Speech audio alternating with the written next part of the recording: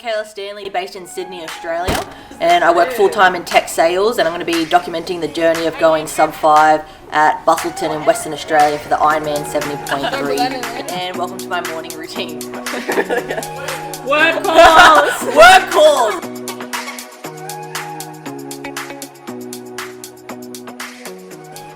If I'm home, like, I want to be on there like 4:30 or 5 a.m. Yeah. Like I definitely wake up usually like 4 a.m. most mornings. Depending if we've got a double session or a single session, that all depends. But with daylight savings now happening as well, it's like that little bit darker. Yeah.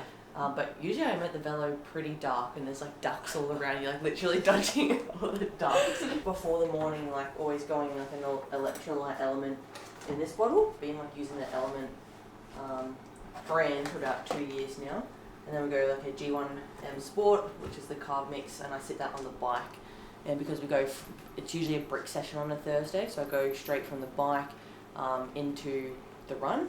And so I'll be sipping on this the whole time, and then if I'm like hungry, I'll have one more gel. But usually like with a 2 hour session with having like carbs before training, I'm usually pretty good. Usual bedtime, like I'm in bed at 7:30 p.m. and then I'm usually out lights like by 8 p.m. and if it's later, like I literally start to get anxiety with like my alarm going off. But this is the first time having crumpet in about 10 years.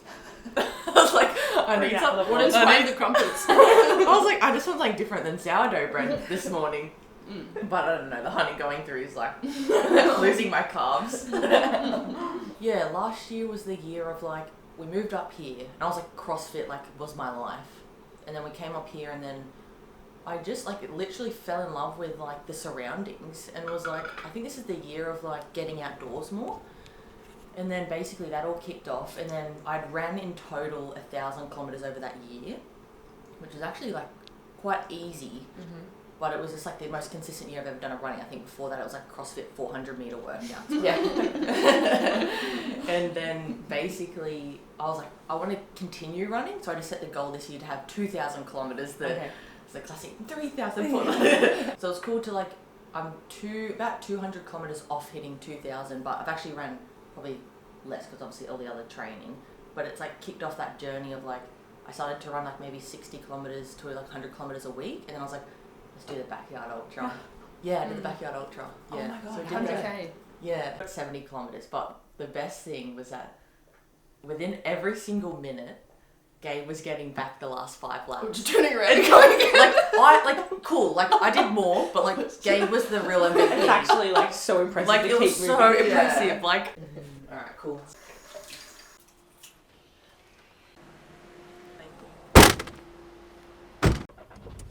I think last year was like a foundation year, I would say. I think last year was all about just getting out running more. Yeah. And that's definitely where I fell in love with it. But after the backyard ultra, and I think I genuinely felt like when I hit 100 kilometers, like that was like the first mental breakthrough I've had. I feel like in a couple years. Like I feel like when you're younger, you sort of, I don't know, whatever, achieve or do cool milestones. I felt like this year, when I did the backyard ultra was like, I fell in love with competing again, just like finding that mental space of just being with yourself. I do think the pinnacle, once you do learn more and more about it, like doing the whole Ironman, I feel like that is pretty cool to be able to do all that together. So I've just set out on this journey of like, why not give the half Ironman a go? I've been doing now half Ironman training for 4 months. And first of all, I'm usually someone, and hence why I've liked CrossFit in the past, because it's like different. I'm still not over it, when I'm not over something in like 3 months, I'm like excited because I obviously genuinely like it. But the first experience was like, I only registered for that 4 weeks out because Busselton in December was the main goal. But I felt mentally ready just with my paces, and ultimately I just had to experience what the transitions were like, swimming with a group of folks. You know, those little things where even if I did get a pop tire, how am I going to handle that? And I actually felt like in terms of the flow of my first triathlon, it couldn't have actually gone any better. Transitions were really smooth. I could get them down like in another minute or so, but I felt like during the transitions I was calm. I was like getting all my stuff. I wasn't rushing or seeing the person next to me and trying to rush out with them or anything. Sort of discussed like on social media, like I had these really thick ass tires on my bike, and like my coach was saying, like, I want you to be riding like 33 kilometers an hour over the whole 90 kilometers. Like, I think you've definitely got it. And literally over the past 3 months, in every training session, like some of the sessions that I've wiped myself out, I've just hit 30 kilometers an hour. Like, and I felt terrible. Like, because I go with a group of folks every Saturday, and for the first time, like, really, like, I sucked so much. And I was like that one at the end, and they were like, oh, waiting for Kayla, and I was like, I have not been in this scenario, and it really sucks. And I dealt with that for like 4 months. And then the day before doing the triathlon, I was like, I'm going to go into this bike shop and just ask them for the recommendation if I should put like race tires on. And he was actually a pro racer, and he's like, absolutely. And he put these race tires on. And so he was like, you'll go faster. And I just had this in the back of my head of like, I think I could go faster on race day, but like, we don't know because I haven't ridden my bike now from putting the new tires on. I literally put the new race tires on during the event, and I was like cruising at 35 kilometers an hour. And I'm like, holy shit, like, okay, it's worth investing in the bike. Yeah. But like, it felt so smooth because like I felt like I was seriously pushing a sled on my bike. Yeah. So it would have helped during training because like I got fitter, but the smoothness and how light you feel on the bike with the race tires was such a magical experience. And I felt like I was so present during that whole, I was on the bike for 2 hours and 45 minutes, but I was like enjoying every minute of it. I'd done one open water swim before in the 4 months. It was winter, so like I felt like that wasn't summer to be able to get into the ocean. But basically, because I'd just done pool swimming, and I would say 80% of my swims were like, this is a tip for anyone, like, go join squads, like adult squads, and you need to swim next to people constantly. Like, you need to feel when you get water in your mouth, like how you're handling it.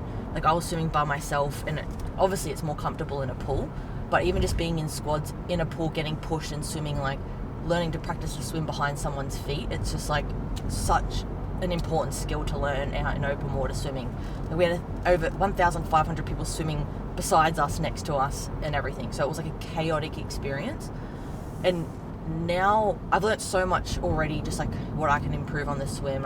But surprisingly, to get out at 38 minutes for the 1.9 kilometer swim, I was still happy with, but it was like a traumatic experience. That's why I'm doing Huskinson, purely just to like try and be okay with the swim. But then after the swim, bike, I knew run was going to be my strongest leg.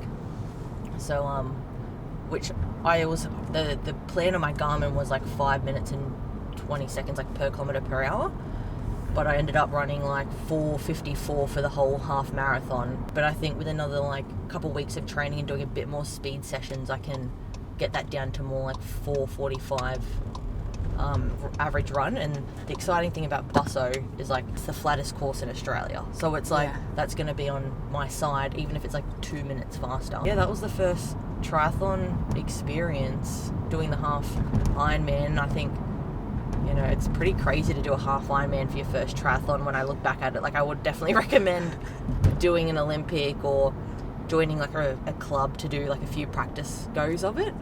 But there's random people in the world that just feel like they have to do that first. I think there's only 4 velodromes in New South Wales. I could be making that up, but I felt like I read that somewhere. Heard of the word velodrome? Yeah.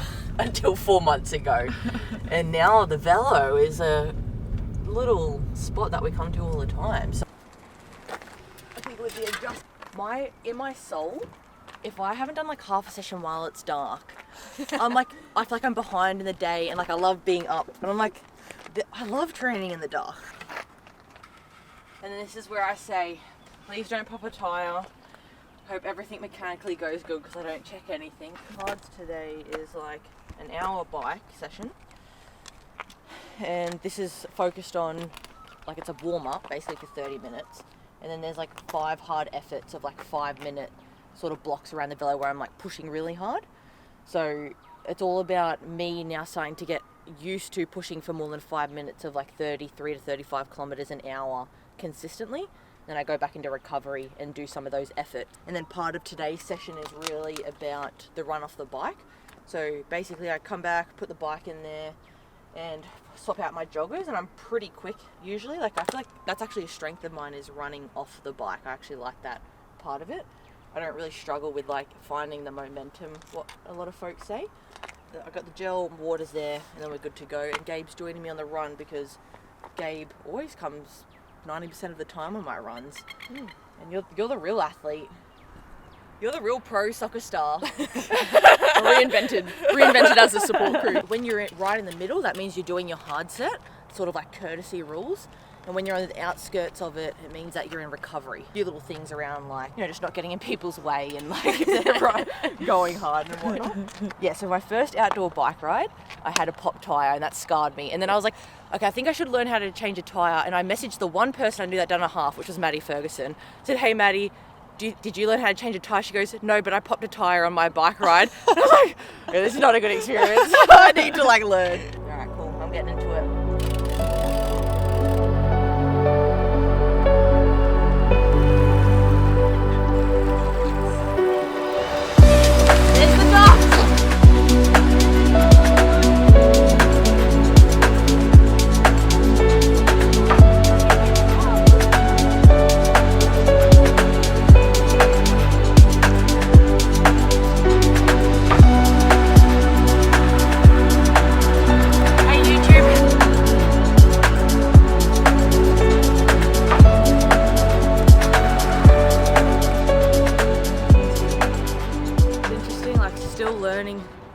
When you're on the bike, and obviously when you're standing up, your heart rate's more elevated.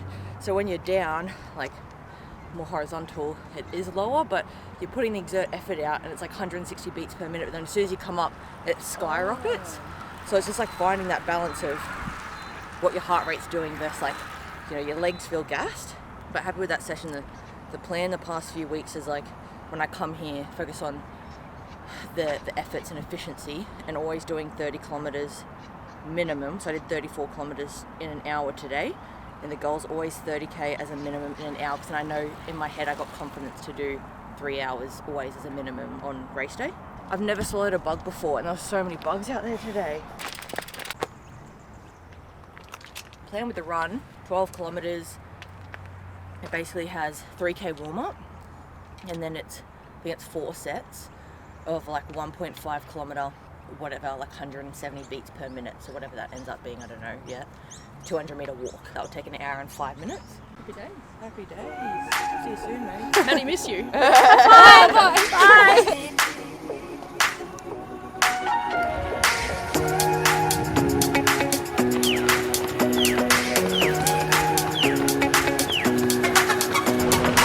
4 efforts now, running at 4:30 pace.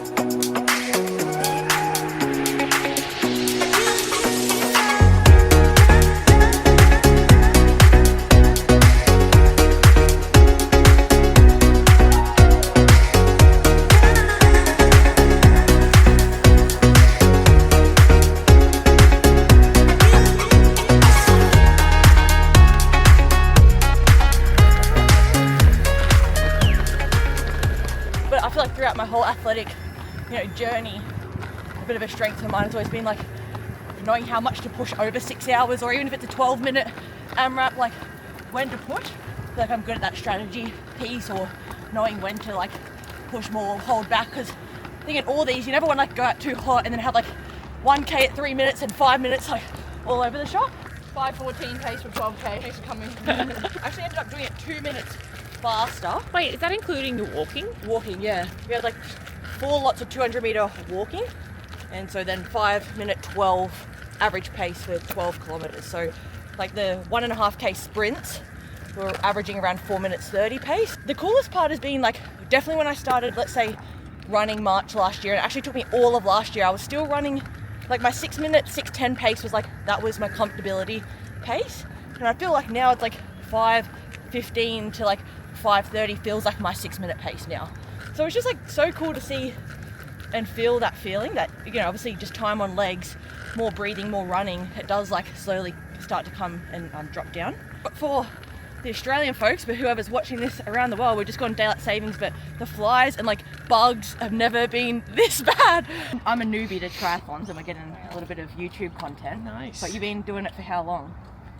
5 years. 5 years, Yeah. and you're going down to, like, explain what Wollongong is and... Well, that's the Olympic Distance World Championship. Yep. So usually the Olympic athletes go into that circuit. Yep. And it's a series. So across the span of a year, they go to different competitions and around the world, and Wollongong is the last one. That's where it's going to be the same. How are you feeling about it? I feel that I'm sort of up there with, if I'm top 7 or 8 of the Australian team, I'll win, because I know those guys and I know what they can do. So that will mean they'll have to do a PB. Can't do better than that. Yeah. If you beat your own score, that's what it's all about. Yeah. So for sure. Yeah, change my next race, I'm doing Huskinson, the Olympic distance. Oh yeah. So that'll be like my first Olympic distance, but using that as like practice for transitions again, and open water swimming for Busselton 70.3 Ironman in December. Nice. Wait. Run this story back. The goal was never to like go to world champions or like it's just like my first triathlon. But basically the score that I got, which was 5 hours and 12 minutes, basically if I learned this all yesterday how they all operate it, but it's like they have certain qualification spots to go to world champs, and basically you have to hang around past the like ceremony, and then they have like maybe 20 spots to given out. If I'd just gone there and like lined up for it, I qualified for world champs at Western Sydney to go next year it's in France. So, but yeah, the trick also there is like you have to pay for the ticket and everything there on the spot. So I was like, God damn, I wish I knew, because like I would have done it like for sure. So the plan is like the Busso will be more competitive because it's our major one in Australia for the year.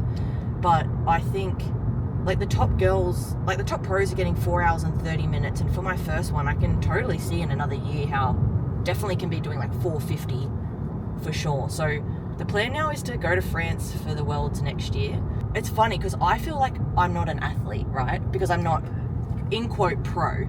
But it's so funny, I was an athlete when I was trying to make it pro in soccer. And like Gabe was a professional athlete playing for W League for Western Sydney, Perth, right? So like as top as you can get in Australia. And she was getting paid $500 for her first contract a year. Yeah. And like that's an athlete, but I'm like, what? So like, what is an athlete? I bring that up because it's like Bailey mentioned, like, am I just average at everything? Like I feel totally that way because I'm like, I'm just like decent at most things, but I'm not the best. But it's funny, we're in this era that I almost feel like you can impact more people just getting in the arena and doing stuff than like maybe actually winning and being the best. Like, because it's not relatable. Not relatable.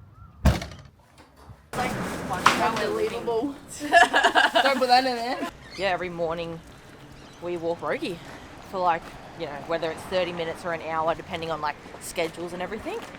Also, Rogue's a terrible walker. She's really She has bad. a lot of good things about her, but walking is not one of them. And like it could She's be so our bad. fault, but so this is our little strip of cafes, and it's awesome. We live behind the cafes, so everyone sort of knows who we are and whatnot. But really cool. Hopefully they do it today, which they do it every day. But this cafe, you get a free piccolo every morning, so it's definitely why we all come here. It's busy. Part of we've been reflecting on last year's values versus this year. And we have this like big 12-month calendar that was set up in our bedroom wall. And last year I wrote consistency compounds on it. And like I feel like it was a massive mantra, but this year for me, like the mantra that we had on the top of on the calendar is like in the arena. And I felt like pretty much my whole career is like I've been really consistent and really good at training. Like I'm very good at Monday to Saturday, like rocking up, but game days I've always been something that I've struggled with. And for me, I actually wanted to like not be afraid of game days, or like you put in all this effort to train for what? And it's like everyone has their own different why, but for me, like I very much wanted to have that mantra of like I don't actually care if I've worked and traveled all week and I maybe only got 2 sessions in or whatever the case is. Like number one goal is like rocking up to the start line and just seeing what's possible. And so like being in the arena is like this massive like mantra in my back of my head of like making decisions now. But if like I can even like help other people, even just saying yes to turf games, it's like a bit out of my wheelhouse what I'm doing now, but I just think like in the arena having a go, and I think if I can inspire like more people just to like go and have events, like be a part of communities, it's like the coolest thing. And I think quite like probably only like 2 years ago, like getting into tech sales and working a lot more remotely, I actually started to like you barely see people.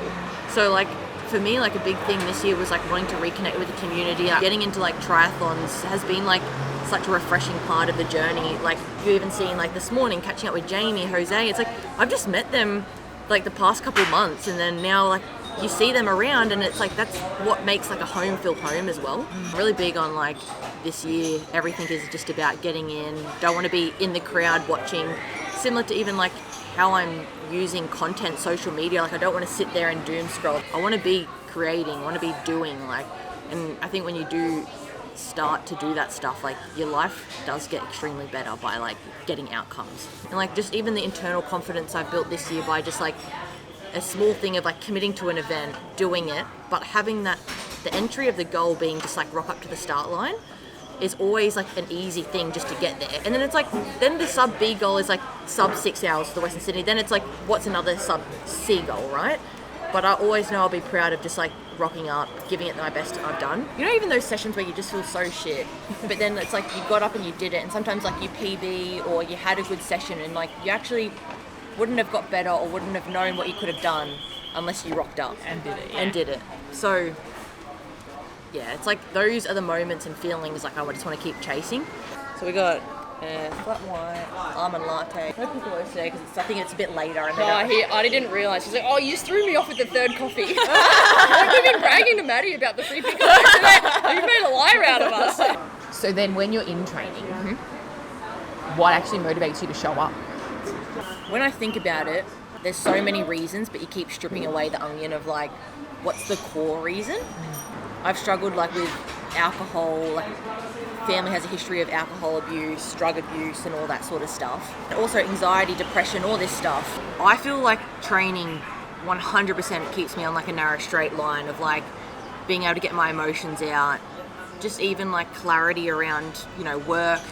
Like I feel like that time and space for me in the morning, regardless of even the performance goals, it's like that 2 hours in the morning before everyone wakes up, you have your own time, and it gives me just like that confidence in myself. Like I just know I have a better day as soon as I've trained in the mornings. Like every time I haven't trained, you just, I don't know, there's something about the day, how it starts off of me feeling like a bit on edge. Or I also feel like there's like this quote where it's like, exhaust the body to tame the mind, and I like feel that so deeply in my soul that I feel like when my body's almost exhausted, I can concentrate more, like I can be more calmer and things like that. So that's definitely like the core motivation for myself. I think Gabe said before, Rogue is obsessed with ducks, but man, there's been like 2 really bad incidents. Okay, the first incident, we just moved here, so Rogue ran into the place chasing all the ducks. The duck lady, we call her, she like looks after the ducks, and obviously Rogue wasn't trying to hurt them, but the smell. Rogue chases the ducks out to the water, so Gabe has to dump her, like chuck her clothes off, chuck her phone on the beach and everything. Rogue just is swimming out, comes down, throws Gabe's phone in the water, like, because she was so angry at us for the Rogue chasing the ducks. This is like, duck killer, you yeah, and I was actually in America, because like Gabe was messaging me, then all of a sudden I just didn't get a message for like a day, and I was like concerned as, and then I get an email from Gabe being like, hey babe, kind regards. Probably had $5,000 to our name when we both first met. Classic, like we got together straight away, basically moved in together, and like we got a dog straight away, and we basically like, it was after a year. Yeah, it was after a year, but Rogue was $4,000, and we're like, it's worth it. Yeah. So the goal for Busso now, you know, it's obviously changed after Western Sydney, but the goal would be to go sub 5. It's like 8 weeks from today, basically, I've got to like improve. You know, 12 minutes is actually still a massive, like to get that down, 12 minutes is a lot. I definitely believe I've got it in the tank. It's whether, you know, everything goes right on the day to be able to bring that out for Busso is another story. With being able to cut down transitions another 90 seconds in total. Like the biggest goal for me is like, because I stopped with the lifeguards 3 times at Western Sydney, if I just stay calm and don't do that, and I cut down the swim by even 2 minutes, I feel like I've got so much more to give on the bike. So I did 2 hours and 45 minutes on the bike, and if I can cut that down by 5 minutes and then just like 2 or 3 minutes faster on the run, then that's where I'm shaving off the time. Now it sounds a lot easier saying that out loud than that, but I also had a toilet stop break. Those little things where I didn't practice in training. So I feel like those little 1%ers, I can definitely bring the time down for Busso. I obviously put the goal out there on social media to go sub 6 was like the plan. But it's one of those things where I definitely knew I had it in me. Like, if anything, like I knew I was going to do it, and it was sort of like the build up of documenting that. Whereas now I'm really nervous, and like this is saying sub 5, which I know it's 12 minutes, but like to go sub 5 is, I definitely could see how I could not do it, but I know over a few more I'll be able to do it. So saying it out loud and even just documenting this whole journey, it's like, it's very nerve-wracking, but it's also keeping me accountable. Literally February of 2022, we said we wanted to start a YouTube series, and there was like 4 reasons. And like literally the first one was so our grandkids or kids, grandkids in 2050. Can see how Kids cool are getting pushed out more and more. They can watch it. Then the second one was because I just started Toastmasters to get better at public speaking, and it was around helping women in like to show the corporate leadership, because all the podcasts were like all men, and like I loved them, but it just like didn't have any women like in YouTube. Like I counted every calorie and macro for like definitely like a solid 3 years, where like it was for sure like obsessive, and like I remember going to birthday parties and like you pack your own like meals. I've done the bodybuilding competitions, and which honestly like to date is still probably like the one thing I don't regret, the most like challenging thing I've done. So at Seven Hills Sports High School, the school I went to, they had a gym there that we could use. And like from as young as I can remember, like I remember going to every lunchtime I would go into the gym. One, like, because I had like no friends in my year, but like all my friends are in the year above, so I just like went to the gym, but was obsessed with the gym from young. And then I was like, I'm doing the bodybuilding competition thing. As soon as I left high school, I did it from like ages like 18, 19, 20. The whole story of like how's nutrition going with triathlon, it's very much like I've come to such a good place where I am today with food. I don't feel bad about what I eat anymore. And like I've had probably like, let's say over the past like 8 years, it was like tracking things so restricted, and it was just about how my body looked. Mm-hmm. And then I went through like years of like not tracking, but like feeling like binge eating. Like I wouldn't eat, and then like I would literally eat everything at night. Like it would just overate, but like I still was like looked in quote like fine or whatever. But like mentally I just was obsessed with food. I feel like so everyone's had this experience, but that Netflix documentary came out on CrossFit, and I remember watching it so clear and being like, that looks fit and strong. Like bodybuilding's not, I wouldn't say that's fit or strong, because like the habits I picked up and like the obsession I got about just how you looked wasn't actually healthy. So it's been a cool journey to like go through that, but I feel like you never master anything. I think it's always like a constant of work. But I think in terms of nutrition now, it's like I just eat to feel good. I feel like I have so much, in quote, whatever stress is to me in life, whether it be work or like trying to manage triathlons while working full time and all this stuff. It's actually been such a nice period to like not have, though I think food and nutrition is like the number one thing of like health, for me it's actually been such a nice thing to let go of it, to actually focus on all this other stuff in life. So because I work for an American company at the moment, like honestly I have to tame myself to not look at my phone when I first wake up. I do love checking, like I've messaged my boss or waiting for something in America, and then it's like I know when I wake up the answers are there, and it's like I kind of want to get into it. It's really hard to say like when does work start in the role I'm in, because like I almost feel like it's not like I work 24/7, but it is sort of switched on like that. But I would say most meetings start from like anywhere from 8 to 9:30 a.m. depending on the day. Like if we have a team meeting or I'm meeting a customer and things like that.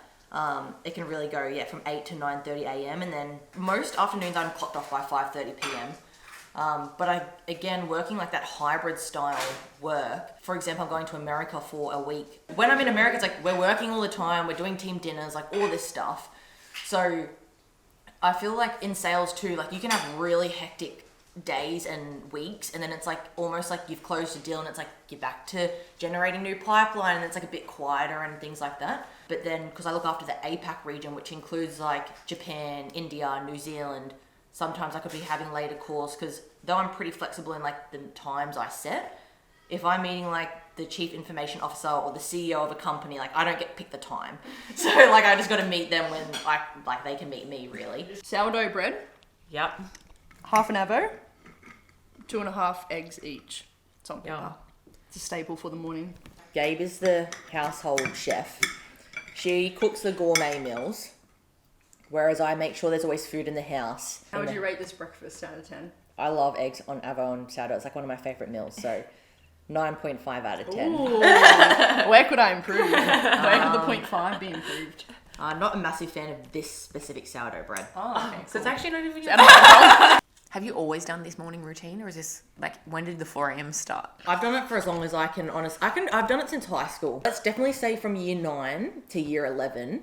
Not every morning, of course, but my nan would drop me to the gym in the morning. Then, because we were out at Pitt Town and I went to Hill Sports High School, we'd have to get the train at like 7 a.m. to get to school. And sometimes we'd have, because I was at sports school, we had training before school. So I've always had like that routine. And then becoming a personal trainer, the classes would start at 5 a.m.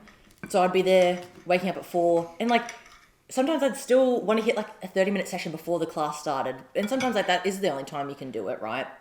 And so that's definitely been a pretty good routine for me. Some mornings could look like we have to be done by 7 a.m. because we're going into Sydney for the day. So it's just like, back to what Gabe said, like once work really does start, I don't feel like, it's really hard for me to like switch off and now go into like training mode. Yeah. Now it's just like shower and then we just get into work all day and then we basically don't talk all day. I think we've done it in the past where like we try and have a conversation because we may be working from home together, but it just like doesn't work context switching. So it's like, we're into work zone now, we tell each other, and we just lock in for the day. This is the crib.